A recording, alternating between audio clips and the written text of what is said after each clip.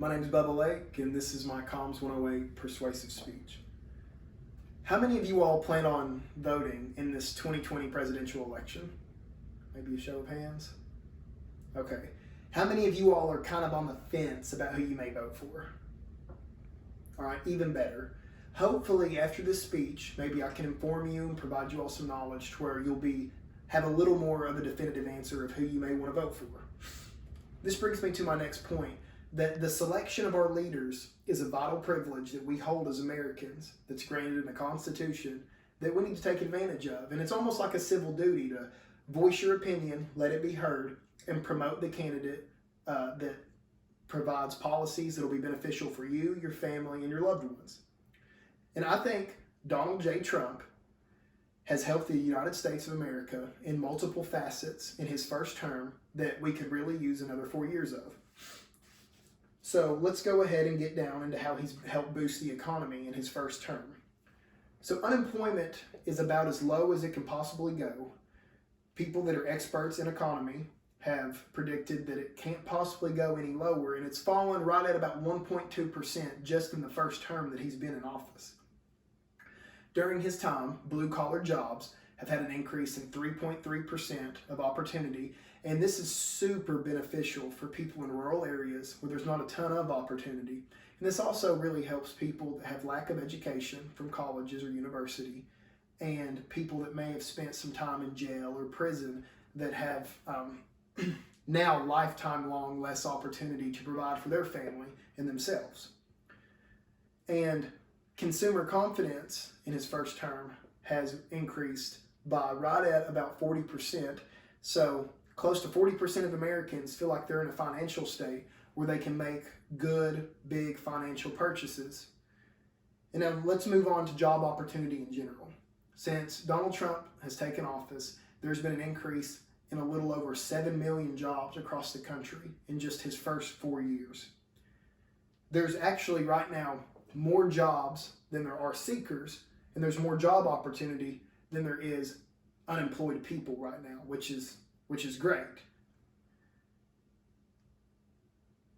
And right now, just below 66% of people think they can find a quality job right now. So that's 2/3 of Americans who believe that they feel like they can find a good job that can support themselves and their loved ones.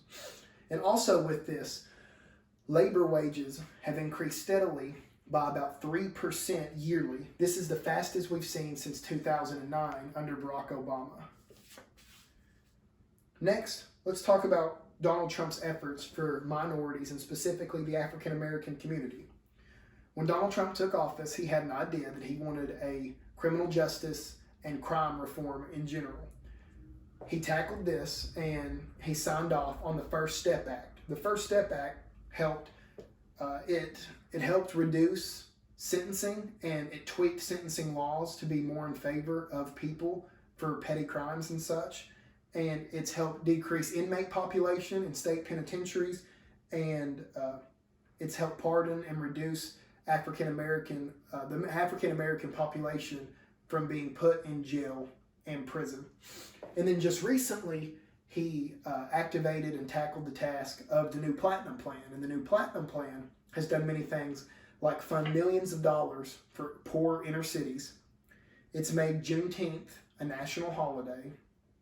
It is now, he has helped now recognize the KKK as a terrorist organization, which will not be tolerated. And it's now recognized lynching to be a federal hate crime. And then also, for education, historically black colleges and universities, HBCUs, they now have an increase in funding by 17%. This is a remarkable increase that has really helped a lot of HBCUs across America continue to keep running, provide more quality education, and help their financial status in general. And the next we have that Donald Trump has ensured national safety and provided good military defense and provided military incentive here in the United States. The NDAA, National Defense Authorization Act, was something that Donald Trump signed off on that provided $738 billion towards national defense in the military. This has allowed them to have better production, more weapons, and better defense in general for our own soil and to help bases that we have all across the world. Since he's been in office, there's been a pay raise of around 3.1% for all active military personnel, which provides incentive for when people become of age to sign up and join and help provide for our country's defense and in case it helps with foreign relations. If any of these policies intrigued you or concerned you, then this brings me to my next point, that individual votes are extremely important. And that's why when you become 18 and eligible to vote, it is important for you to use that as and consider it a civil duty and voice your opinion. Many people do not vote because there is not enough information. They feel like they do not have enough information. Millions of Americans who are eligible to vote don't because of this. One big reason is poverty. When people are poverty stricken, they simply just don't have access to the things that people with cell phones, TV, or any sort of internet have. They can't simply get on their iPhone or their smartphone and provide themselves with information through Google or Bing or their preferred search engine. And they can't turn on a TV to look at Fox or MSNBC or CNN or any other news outlet that provides day in, day out information about our candidates. Around 38% of young Americans claim that they are either too uninformed to provide a responsible vote or that they're just completely uninterested in the presidential election. And that brings concern and question as to why young Americans feel like that this doesn't affect them. Politics has nothing to do with them, because it does. It's inevitable that it's going to affect them, someone they know, or someone they love.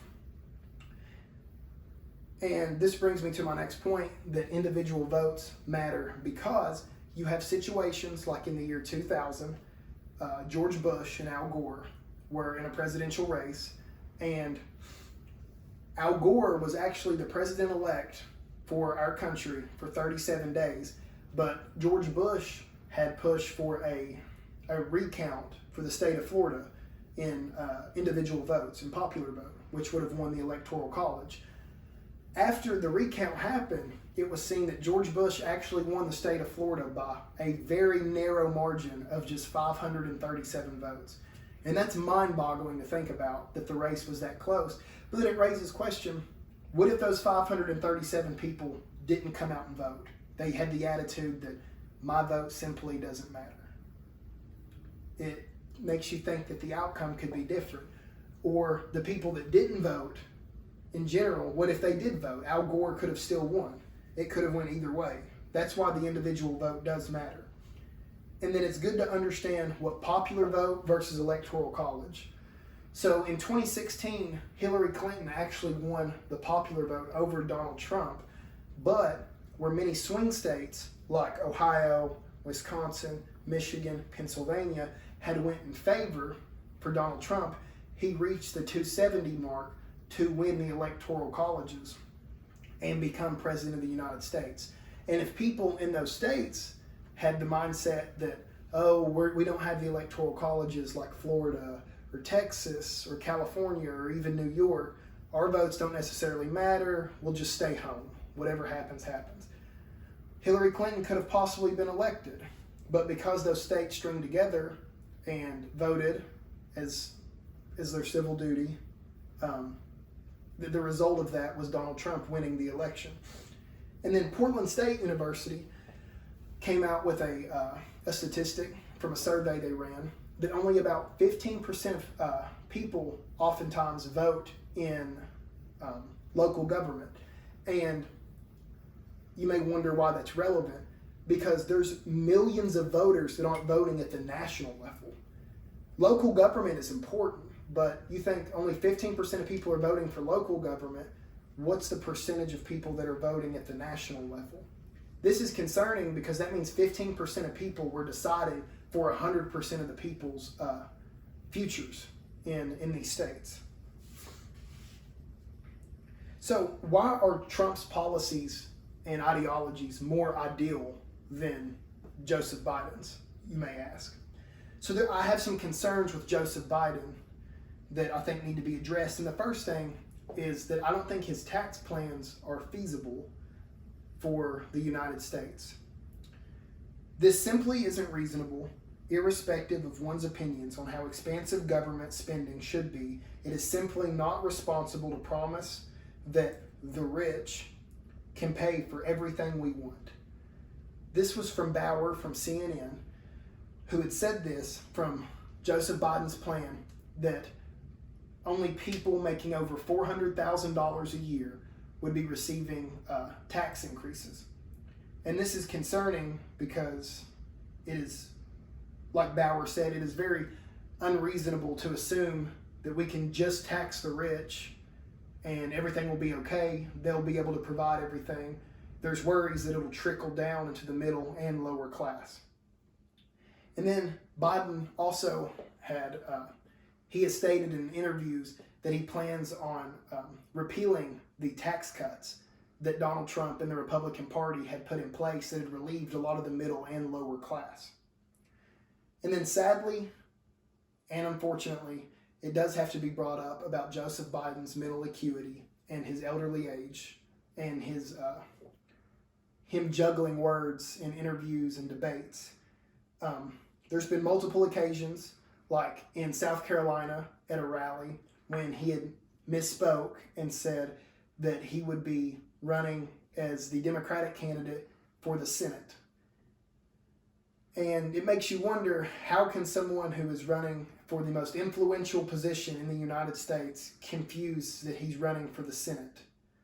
And then there's also been instances of where he said for gun rights that he had planned on trying to take away AR-14s. And the big concern is with AR-15s. And that is such a big, and that's such a big topic. You would think like it's pretty understood and like he would know and be well prepared that they're AR-15s, not AR-14s. So it makes you wonder, he would be in office for 4 years. If he is in this state now, God forbid he doesn't, his mental acuity wouldn't decline more, but it's inevitable with old age that it will continue to decline. It makes you wonder if he is suited to run the country for the next 4 years. And then this brings me to my conclusion. So, as you have heard, I think Donald Trump is the best candidate for this year's 2020 election for reasons of him boosting the economy, reducing unemployment, tax cuts, and such like that, and providing military defense. And overall, I think his policies and ideologies are going to be more beneficial for the next 4 years than Joseph Biden's. My final thoughts I want to leave with you is to continue to enhance your knowledge as a young person, however old you are, about making a good, responsible voter's decision, and be knowledgeable. Keep enhancing your knowledge on politics and try not to get caught up in other people's opinions, but be strong in yours and firm that you have the facts so you can voice your opinion and cast your vote for whoever you think can help progress America in the right direction over the next 4 years. Thank you.